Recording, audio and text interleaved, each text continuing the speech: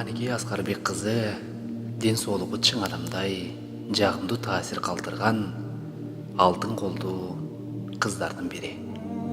Ал майыптыгын эле эмес, аянычтуу тагдырдын жылмаюусуна катып келет. Анын максаттуу жашоосуна тилектештердин көп болушу зарыл болуп турган чак. Каныкей Ысык көл районунда төрөлгөн. Жашы 24-тө. Эки байкеси, эки эжеси бар. Ата энеси 2 айлык кезинде эле ажырашып кетишкен.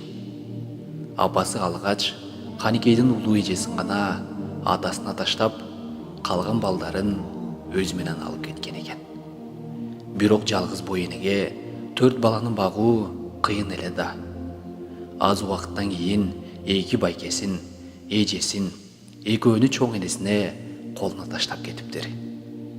Каныкейдин айтуусу боюнча, ошондо чоң энем балдарым чогуу чоңоюшат деп сүйүнгөн экен.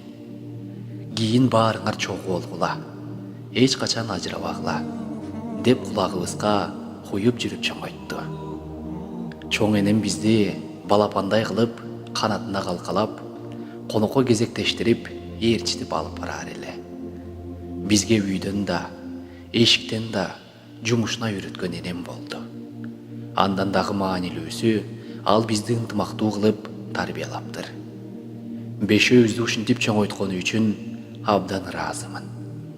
Атам менен чоң апамдан удаа ажырап калдык.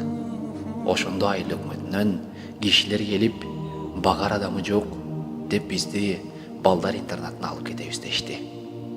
Ал кезде улуу агам 18 жашка толгон эле.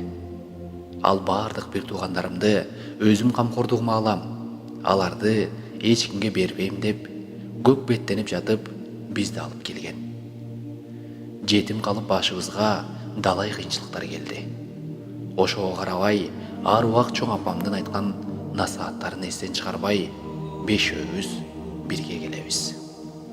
Атам бизди камсыздоо үчүн эртеден кечке мал чарбасы менен алышып, жайкысын тоодон карагат, барбар истерип келип сатчы.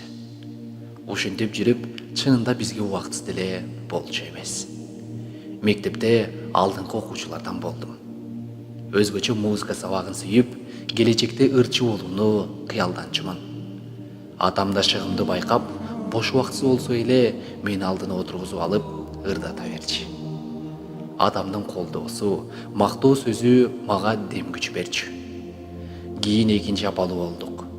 Тилекке каршы алар бизди бир балалуу болуп эле ажырашып кетишти. Кийин экинчи апабыздан каза болгондугу тууралуу кат келип, ал атама катуу тийди окшойт. Ичкилик менен достошо баштады. Жашоосунун акыркы күнү да ичип алып үйгө келе жаткан экен. Үйдөн алыс эмес жерден аккан арка түшүп кетип, чыга албай жатып, сууга тумчугуп калыптыр. Атамдын бул абалын биринчи мен көргөм. Эжем экөөбүз үйдө жыйнагандан кийин даараткананы дагы жууп чыгууну адат кылганбыз. Сууну ошол арыктан алчубуз. Эч нерсе оюмда жок, сууга барып, суук абалга туш болуп, нес болгом. Байкелерим атамды алып чыгып жатышканда, бети башы көгөрүп, шишип кеткенин көрүп, катуу чочуп калгам. Ушинтип атамдан бизди арак, анан ажал айырды. Өз апабыз болсо бизден кабар алчу эмес. Аз убакыттан бери эле бизди таап кабарлаша баштады. Азыр ага эжелерим менен сүйлөшүп турат. Экинчи үй бүлөсүнөн 3 баласы бар. Казакстанда жашайт. Бирок мен апам менен сүйлөшпөйм. Мени ымыркай кезимден эле таштап кеткенге арабыз сууп калыптыр. Ошентсе да ал мени 9 ай боюнда көтөрүп, азап менен жарык алып келген эмеспи. Албетте апамды кечирүүм керек. Ал үчүн мага убакыт керек болуп жатат. Ал эми атамдын экинчи турмушундагы баласы менен улуу агам кабарлашып келет. Ойлосом, бир тууганга бай экенмин. 12 жашымда муундарым шишип, ичим өтүп, тамакка табитим тартпай ооруп калдым. Агам Чолпон атадагы ооруканага алып барды. Ал жактан эч кандай анализ албай туруп эле белгилерге карап эле бруцеллез деген аныктама коюп дарылашты. Ооруканадан чыккандан кийин да дарыларды жазып беришти. 1 айдан кийин кайра дагы баягыдай ооруп, атүгүл мурдагыдан дагы күчөдү. Өз алдымча баса албай калганымда борборго жөнөдүк. Эни жана баланы коргоо борборуна келип, анализ тапшырсак, ревматоидный артрит деп чыкты. Бул оору катуу чоочугандан, суук тийгенден пайда болот экен. Адамдын акыркы абалын көргөндө катуу коркуп калганымда жогорку айтып өтпөдүмбү? Кийин дагы буттарым титирей бергенде атамдын ижеси жүрөгүмдү көтөртүп келген эле. Анан дагы кичинекей кезибизде сууга түшүп көп ойночубуз. Балким ошондо суук тийгенби, айтууну билбейм. 12 күн дарылоо курсун алган соң өзүмдү жакшы сезип калгам. Доктурлар тез-тез көрүнүп, атайын дарыларды кабыл алып туруумду айтышканы менен аны анчейин эске албай койдук. Бир четага каражатыбыз дагы жок эле. Элдик медицина менен дарыланып, мугалимдер үйгө келип, сабак өтүп жүрүп, 9-класста араң аяктадым. Тиешелүү дарыларды ичпегендиктен убакыттын өтүүсү менен оорум күчөп, баса албай калганда майыптар арабасына отурдум. 18 жашка чыкканга чейин үйдө отуруп, андан кийин эч кимге жүк болбойн деген ой менен каарылар жана мүмкүнчүлүгү чектелген балдардын үйүнө өз эрким менен кетип калдым. Интернатка кетүүмдү туугандарым туура эле кабыл алып, буттарына турган соң алып кетээрин айтышкан. Интернат десе эле көпчүлүк адамдардын оюна жаман нерсе келет экен. Тескерисинче, ал жакта жашаган жылдары мен жалаң жакшы нерселерди таап, жакшы нерселерди көрдүм. Интернаттагы каарылар менен кызындай көрүп, эркелетип турушчу.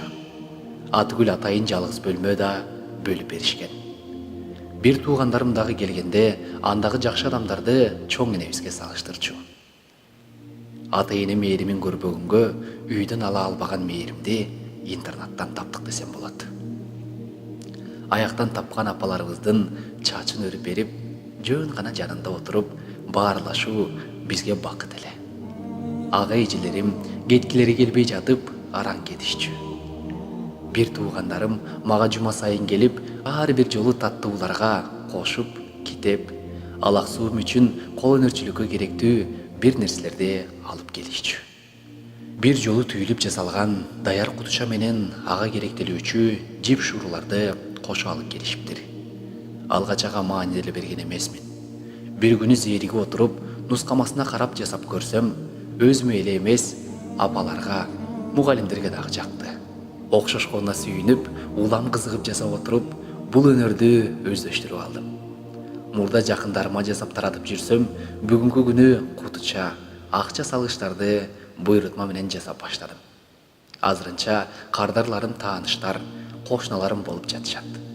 Инстаграмдан баракча ачып, буйрутма кабыл алып, бизнес катары өнүктүрүүгө дагы аракет кылып жатам.